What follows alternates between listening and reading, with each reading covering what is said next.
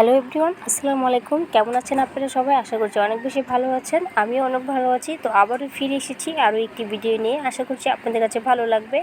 আজকে আমি একদমই সহজভাবে মার্বেল কেক তৈরি করে দেখাবো। তো এখানে সর্বপ্রথমেই নিয়ে নিয়েছি আমি এখানে দুধটা কিন্তু আমি আগে থেকে জাল করে ঠান্ডা করে নিয়েছি।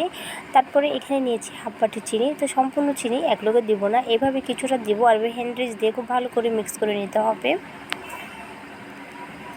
তো এখন সবটুকু চিনি দিয়ে দিচ্ছি, দিয়ে আবারও খুব ভালো করে চিনির সাথে দুধটাকে মিক্স করে নিব। তার আগে দিয়ে দিচ্ছি এখানে আমি অর্ধেকটা লেবুর রস। এখানে আমি 1 ফালটা লেবু নিয়েছি। আপনাদের হাতের কাছে যদি ভিনেগার থাকে তাহলে এখানে 1 মুখার মতো ভিনেগার ইউজ করতে পারেন। তো আমার কাছে নাই, যার জন্য আমি এখানে অর্ধেক লেবু দিচ্ছি। এভাবে সম্পূর্ণ রস দিয়ে তারপরে আমি খুব ভালো করে চিনিটাকে গলিয়ে নেব। যতক্ষণ পর্যন্ত না চিনিটা গলে যাচ্ছে এতক্ষণ পর্যন্ত এটাকে মিক্স করে নিতে হবে। তো এটা আমার মিক্স করা হয়ে গিয়েছে। তারপরে এখানে নিয়েছি 1 বাটির মতো ময়দা। এখন ময়দাটাকেও খুব ভালো করে মিক্স করে নিব। এই কেকটি তৈরি করার জন্য কোনো রকমের ডিম ব্যবহার করতে হবে না, এটা এমনিতেই খুব পঞ্চি হবে। এই মার্বেল কেকটি দেখতে যতটা সুন্দর, ভিতরের পঞ্চি আর এত জালিদার হবে যা বানালে যদি না বানান তাহলে কিছুতেই বুঝবেন না। তো এইখানে আমি 1 বাটি আটা নিয়েছিলাম। তো আমার ব্যাটারটা অনেকটাই পাতলা হয়ে গিয়েছে। এই কেকটি তৈরি করার জন্য ব্যাটারটা অবশ্যই ঘন রাখতে হবে। তো আর কিছুটা আটা আর দিয়ে দিচ্ছি 1 চা চামচের মতো বেকিং পাউডার, আর দিয়ে দিচ্ছি হাফ চা চামচেরও কম বেকিং সোডা। তারপর সব কিছু দিয়ে আবারও খুব ভালো করে মিক্স করে নিচ্ছি।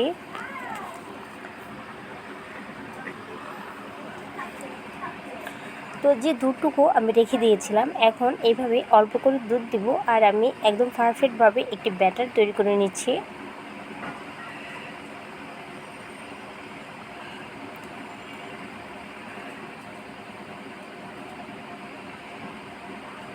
এখানে কিন্তু এখনও আমি তেলটা ব্যবহার করিনি, এটা আমি পরে ব্যবহার করব। তো এই তো ব্যাটারটি আমার তৈরি করা হয়ে গিয়েছে। এই কেকটির জন্য ঠিক এরকম ঘনত্ব রেখেই ব্যাটারটি তৈরি করতে হবে।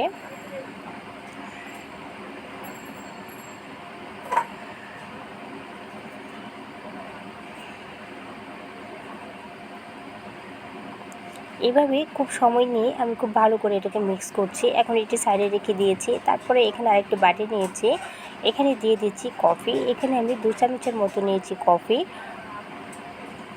এখন একটু করে দুধ দিয়ে আমি সেই কফিটাকে খুব ভালো করে মিক্স করে নিব। এই কফির মিশ্রণটা চেষ্টা করবেন দুধ দিয়েই করার জন্য।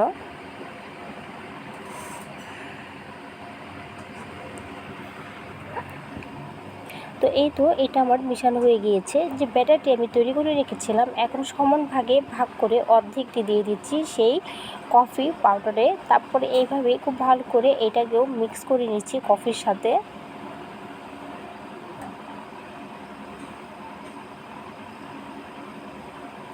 তো এই তো এটাও কিন্তু আমার মিশানো হয়ে গিয়েছে। তারপরে এখানে আমি দেব তেল। এখানে এই কেকটির জন্য খুব বেশি তেলের প্রয়োজন হয় না, আমি এখানে আন্দাজ অনুযায়ী তেলটা দিয়েছি। তো অনুমানভাবে এখানে 2 থেকে 3 টেবিল চামচের মতো তেল হবে। তো এখানে তেলটা দেওয়ার পরও আমি খুব ভালো করে এটাকে মিশিয়ে নেব। 1 থেকে 2 মিনিটের মতো সময় নিয়ে এটাকে মিক্স করে নিচ্ছি। তো একই প্রসেসে এটা তো তেল দিয়েছি, দিয়ে এটাকেও খুব ভালো করে মিক্স করছি।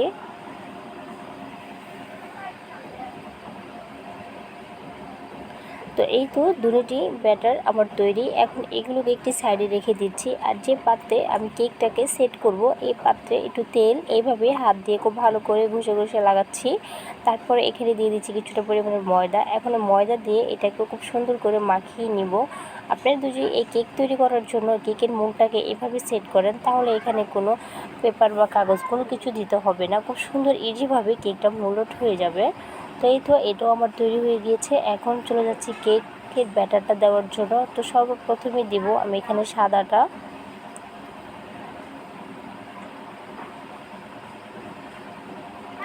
এই কেকটি তৈরি করা একদমই সহজ, কোনো ঝামেলা নাই, যে একবার দেখবে সে পারবে। তারপরে দিয়ে দিচ্ছি পরের যে লেয়ারটা তৈরি করেছিলাম কফি দিয়ে।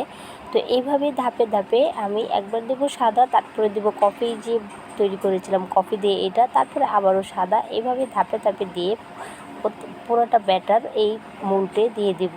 তাহলে খুব সুন্দরভাবে ডিজাইনের মতো হয়ে যাবে। তো দেখতেই পাচ্ছেন একের পর এক লেয়ারগুলো দিয়ে দিয়েছি, আর দেখতে এখনই কত সুন্দর লাগছে। তারপরে একটি কাঠি দিয়ে আমি এটাকে একটু ফুল আর্টিস্ট করব। তো এভাবে যখন দিবেন আপনার মন মতো ফুল তৈরি করে নিতে পারবেন। তো এই তো ফুলটা আমার তৈরি করা হয়ে গিয়েছে। এখন চলে যাব চুলায়। এটাকে ট্যাপ করতে হবে না, এই যে আমি কাঠি দিয়ে যে এভাবে ফুল আঁক করেছি এতে কিন্তু বাবলস থাকলে এটা চলে গিয়েছে, এখন আর কোনো বাবলস নেই।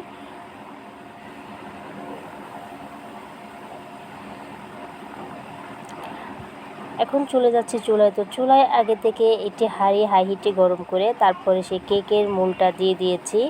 এই যে ফিরে এসেছি 25 মিনিট পর। তো 25 মিনিট পর দেখেন তার ভিতরে আমি একবারও কিন্তু ঢাকনা উদাম করিনি, একদম সরাসরি 25 মিনিট পরে আমি উদাম করেছি। এটি কাটি দিয়ে দেখিয়ে দিচ্ছি হয়েছে কিনা। তো ভিতরটা একদম ক্লিন এসেছে, তার মানে আমার কেকটি হয়ে গিয়েছে। এখন নামিয়ে ঠান্ডা করে আমি দেখাচ্ছি। তো এটি নাইফ দিয়ে আগে সাইডগুলোকে ছাড়িয়ে নিচ্ছি, তারপরে এটাকে মোল আউট করবো। তো দেখতেই পাচ্ছেন কতটা সুন্দর লাগছে, তাই না? তো এই তো মুরট করে নিয়েছি, আর দেখেন নিচের লেয়ারটা কত সুন্দরভাবে হয়েছে, একটু পুড়েও যায়নি, কিছুই না, খুব সুন্দর একটি পারফেক্ট কালার এসেছে। এখন উল্টো করে দেখাচ্ছি উপরেটা কীরকম হয়েছে। মাশাআল্লাহ অনেক সুন্দর হয়েছে। তো ডিম ছাড়াই যে এত উঁচুভাবে এত পঞ্চি কেক তৈরি করা যায়, আসলে যারা বানিয়ে খায় তারাই বুঝতে পারবে এটা কীরকম মজা হয়। অনেক মজা হয়, ডিমের কেকের তুলনায় চেয়ে এটা আরও বেশি দ্বিগুণ মজা হয় আমি বলবো।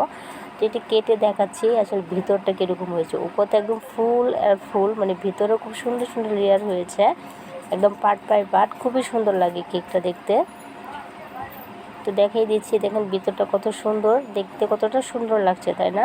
তো যদি ভিডিওটা ভালো লাগে প্লিজ চ্যানেলটাকে সাবস্ক্রাইব করে দিয়ে আমার পাশেই থাকবেন, আমার বেল বাটনটা ক্লিক করে রাখবেন পরবর্তী নোটিফিকেশন সবার আগে পাওয়ার জন্য। তো দেখেই বুঝতে পারছেন কেকটা কতটা পঞ্চি হয়েছে।